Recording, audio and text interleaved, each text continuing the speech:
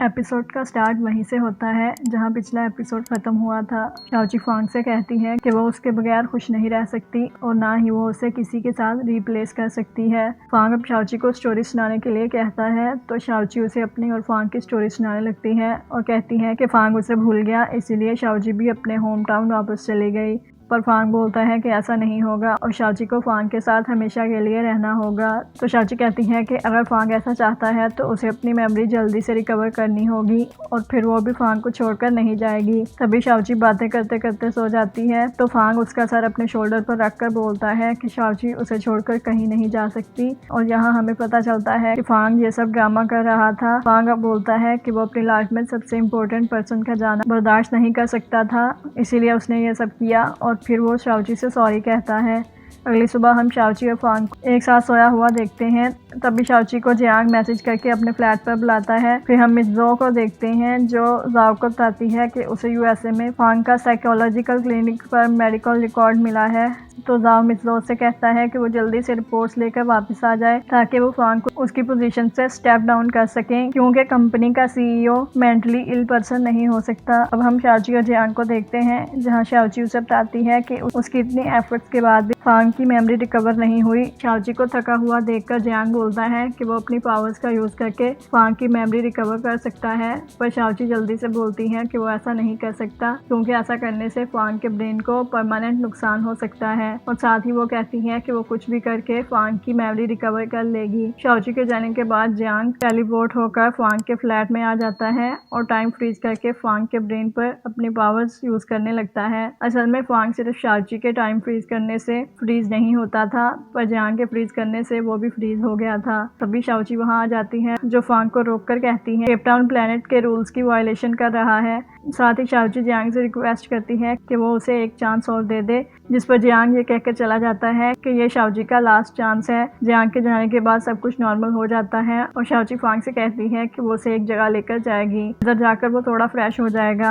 अब हम इन दोनों को एक स्विमिंग पूल हॉल में देखते हैं जहाँ शाओची भी स्विमिंग करने लगती है। तो फांग बोलता है कि वो स्विम नहीं कर सकती, इसीलिए वो ऐसा ना करे। इस पर शाओची बोलती है कि वो उसकी इतनी फिक्र क्यों कर रहा है और अगर उसे कुछ हुआ भी तो फांग उसे बचाने के लिए ना आए। ये कहकर वो पूल में जंप कर देती है, लेकिन वो स्विम नहीं कर रही थी। ये देखकर फांग जल्दी से उसे बचाने के लिए जाता है और उसे बाहर लेकर आ जाता है। शाओची को जब होश आता है तो वो फांग को देखकर बोलती है कि अच्छा होता कि फांग की मेमोरी लॉस ना हुई होती, जिस पर फांग शाओची को सॉरी बोलकर सब सच बता देता है कि वो ये सब ड्रामा कर रहा था। साथ ही वो कहता है कि वो अपनी लाइफ पर इतना बड़ा रिस्क कैसे ले सकती है, जिस पर शाओची बोलती है कि एक तो फांग ने झूठ बोला और ऊपर से वो उसे ही डांट रहा है, और वो नाराज होकर जाने लगती है। पर फांग उसे अपनी तरफ पुल करके किस कर लेता है। फिर फांग शाओची से पूछता है कि वो सबके लिए फेयरवेल गिफ्ट क्यों प्रिपेयर कर रही थी। तो शाओची बहाना बनाकर कहती है कि उसने ये प्रैंक इंटरनेट पर देखा था जिसमें दूसरों को फेयरवेल गिफ्ट देकर उनका रिएक्शन चेक करते हैं। फांग ये सुनकर शाओची को हक कर लेता है और शाओची भी उसे कहती है कि फांग परेशान ना हो, वो उसे छोड़कर कहीं नहीं जाएगी।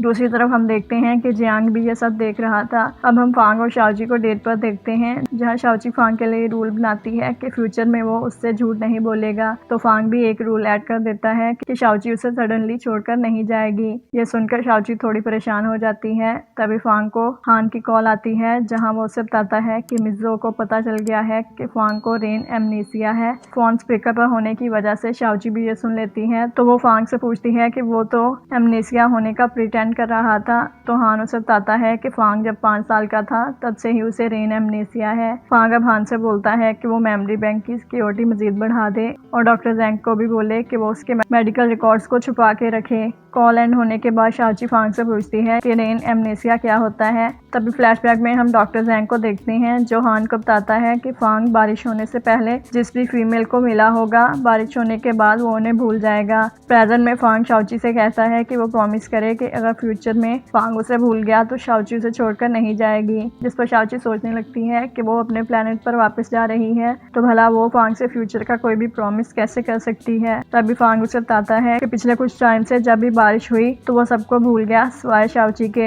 ये सुनकर शाओची फांग से प्रॉमिस करती है कि वो उसे कभी छोड़कर नहीं जाएगी।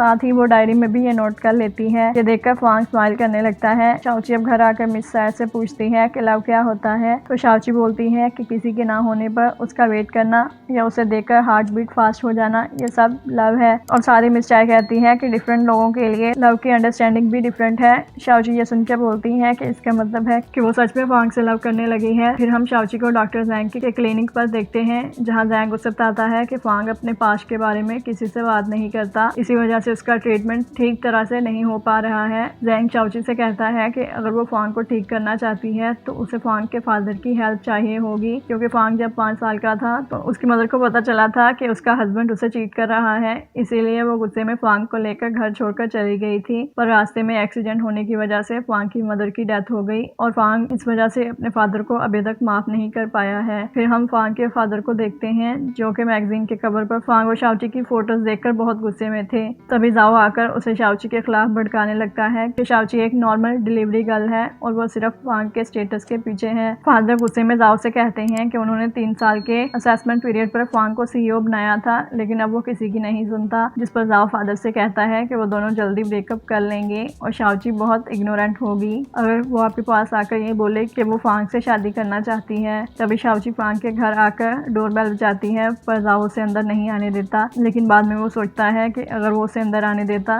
तो फांग के फादर उसे देखकर और ज्यादा गुस्सा हो जाते। शाओची अब बाहर वेट करने लगती है। फिर हम फांग को ऑफिस में देखते हैं, जहां हान से उसे पता चलता है कि शाओची आज ऑफिस नहीं आई। फांग ये सुनकर शाओची को कॉल करता है, पर उसका नंबर ऑफ था। फिर हम जाओ और फांग के फादर को देखते हैं, जहां जाओ फादर से कहता है कि वो परेशान ना हो, क्योंकि कंपनी को ली भी संभाल सकता है और वैसे भी वो फांग से ज्यादा सेंसिबल है। तभी शाओची हाउस सर्वेंट के यूनिफॉर्म में वहां आ जाती है और फांग के फादर से उनका 10 मिनट टाइम मांगती है, पर जाओ से बाहर निकालने लगता है। तो वो जल्दी से फांग के फादर से कहती है कि उन्होंने बहुत सालों से फांग से बात नहीं की है, तो वो उन्हें फांग के बारे में बता सकती है कि उसे क्या पसंद है और क्या नहीं, जिस पर वो मान जाते हैं और जाओ को वहां से भिजवा देते हैं। ऑफिस में फांग को शाओची का मैसेज आता है कि वो उसे एक सिनेमा में मिले। फांग जब वहां जाता है तो शाओची उसे बिना कुछ बताए अंदर ले जाती है। हम देखते हैं कि सारा सिनेमा खाली था। तभी स्क्रीन पर फांग की बर्थ से पहले और बर्थ के बाद की उसकी मदर और फादर की वीडियो चलने लगती है, जिसे देखकर फांग रोने लगता है। तभी शाओची वहां आ जाती है और उसे कंसोल करते हुए कहती है कि फांग की मदर उसे खुश देखना चाहती होगी। फिर शाओची फांग को बताती है कि फांग को अपने फादर का थैंक्स करना चाहिए, क्योंकि उन्होंने ही ये वीडियो उसे दी थी। तभी फांग के फादर भी वहां आ जाते हैं और वो फांग से पूछते हैं कि उसने उन्हें अपने एमनीसिया का क्यों नहीं बताया। तो फांग कहता है कि उन्हें बताने का क्या फायदा होता, और वैसे भी उसकी जरूरत फैमिली में किसी को नहीं है, और अगर मिस जाओ को इसका पता चलता तो वो उसे इमीडिएटली कंपनी से निकाल देती। फिर फांग कहता है कि अगर फादर ने उसकी मदर को चीट ना किया होता तो शायद वो आज जिंदा होती। ये कहकर फांग वहां से जाने लगता है,